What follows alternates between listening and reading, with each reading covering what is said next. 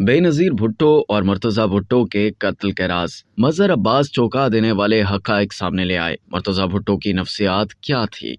Senior तज़ियाकार और कॉलमनिगार मज़हर अब्बास साबिक़ वज़ीर-ए-आज़म बेनज़ीर और उनके भाई मुर्तज़ा भुट्टो के कत्ल के हवाले से कहते हैं कि जिन्होंने भी बेनज़ीर भुट्टो और मुर्तज़ा भुट्टो को मारा है और जो भी इस साजिश में रहे हैं वो कोई भी हो, उसे भुट्टो ख़ानदान की नफ्सियात का अच्छी तरह पता था। बेनज़ीर भुट्टो की नफ्सियात क्या थी? कातिलों को पता था कि बेनज़ीर भुट्टो रुकेंगी नहीं। उन्होंने 18 अक्टूबर को देखा, पेशावर वाक़े में देखा, वो जिन्ना अस्पताल पहुँच गई तो वो पब्लिक से दूर अपने आप को नहीं रख सकती थी। मुर्तज़ा भुट्टो की नफ्सियात ये थी कि वो अपने वर्कर्स से बहुत ज्यादा अटैच था। इसलिए कुछ दिनों पहले अली सुनार, जो उनका बड़ा खास आदमी था, पीपल्स पार्टी का बड़ा पुराना वर्कर था, उसको गिरफ्तार कर लिया गया। नामालूम अफराद को ये पता था कि मुर्तज़ा भुट्टो रद्द अमल जाहिर करेगा और थाने पहुंचेगा। बिल्कुल वही हुआ। उनको ये भी पता था कि मुर्तज़ा भुट्टो की गाड़ी तकरीबन 70 क्लिफ्टन तक पहुंच गई थी। वाक़े जो हुआ है वो उनके गार्ड्स के साथ हुआ और मुर्तज़ा पलट कर आया है। दोनों वाक़यात में निशानियां मिटा दी गई, जाए वाक़यात को धो दिया गया।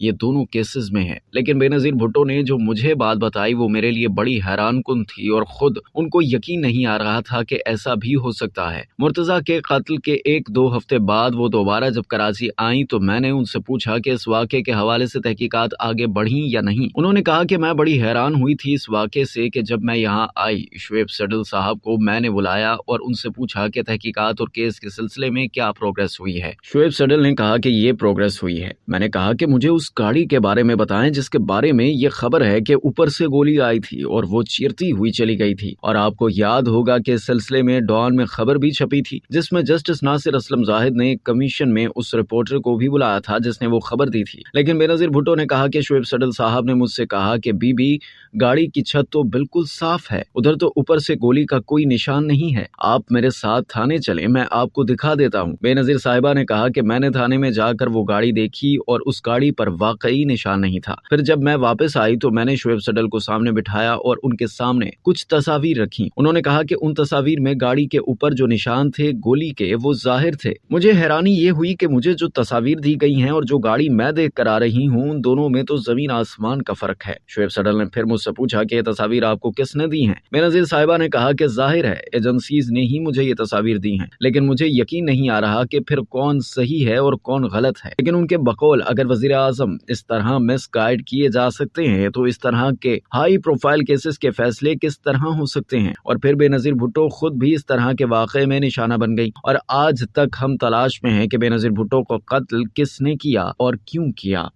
अब तक के लिए इतना ही। मज़ीद जानने के लिए सब्सक्राइब कीजिए डेली जंग यूट्यूब चैनल और लाइक कीजिए डेली जंग फेसबुक पेज।